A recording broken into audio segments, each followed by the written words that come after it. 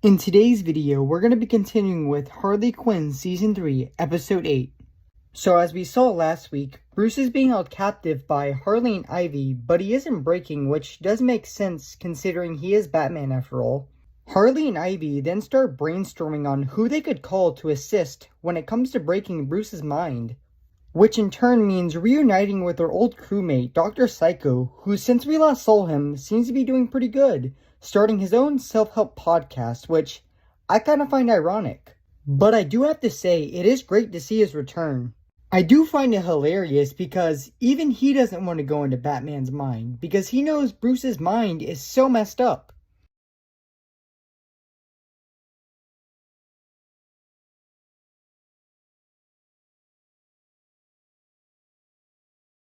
But of course, he does agree to do so as long as Harley goes on his podcast later on.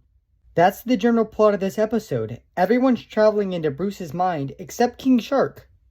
After traveling into Bruce's mind, we see it modeled after the animated series, which I also think it might be a subtle reference to Harley originating in the animated series.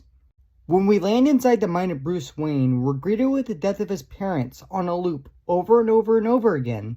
And I could imagine that could be quite traumatizing for someone to watch. But even they start making jokes because it keeps happening. I do like when Psycho and Ivy talk about who they thought killed Bruce's parents, saying names like Joe Cool or Joe Camel. And we already know Clayface is going to be portraying Thomas Wayne in an adaptation. He keeps trying to get all the different Thomas Waynes to answer questions to gain insight as he keeps dying over and over again. It is frustrating that the memories are on a loop, so we really can't gain any answers from Bruce on the whereabouts of Frank. However, things do shift when Harley tries to interfere with these memories and messes with the loop. Harley tries to protect Bruce from seeing his parents die.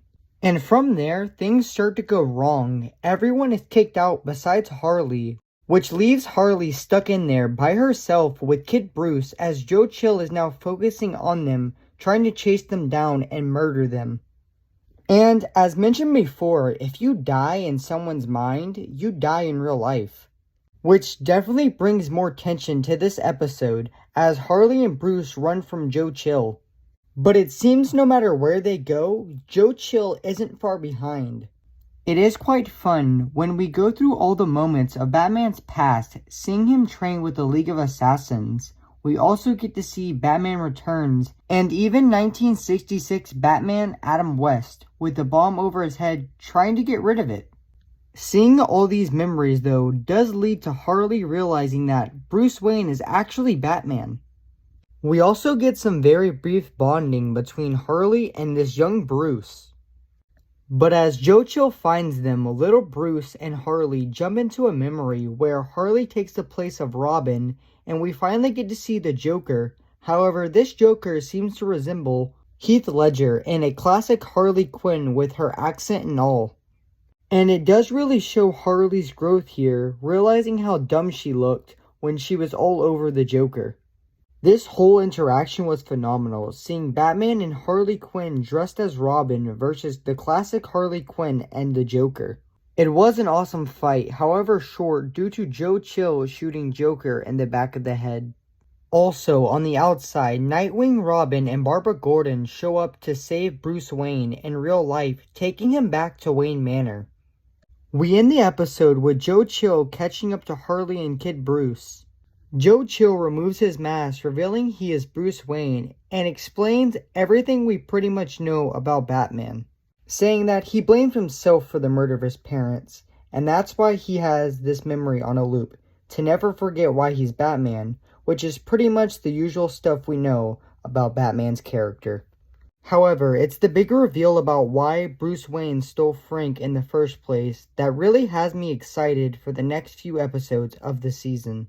Since Bruce stole Frank to modify his resurrection powers from just plants to using it on people, he is going to attempt to resurrect his parents, and we see the beginning of that process at the end of this episode. They look almost zombified. I mean, they've been dead for a very long time at this point, so there's a possibility they're just bones at this point. And they have glowing green eyes, which is not a good sign. But overall, one of my favorite episodes of the season. We only have a couple left till the end of the season. Let me know down in the comments how you feel about this episode.